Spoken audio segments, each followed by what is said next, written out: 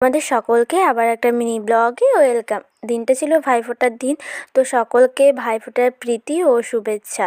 এখানে আমি দুব্য, ধান, তারপর তেল, চিরুনি, চন্দন, 5 রকমের মিষ্টি, জল, প্রদীপ সব আয়োজন করে রেখে দিয়েছি।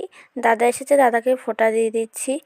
আর আমি 2 বছর পর ফোঁটা দিচ্ছি, 2021 সালে দিয়েছি আর 2024 সালে দিচ্ছি। 2 বছর মানে দাদা তো সেইভাবে বাড়ি আসে নাই, এবার পুজোতে বাড়ি এসছে, তাই এবার ফোঁটা পর্যন্ত আছে।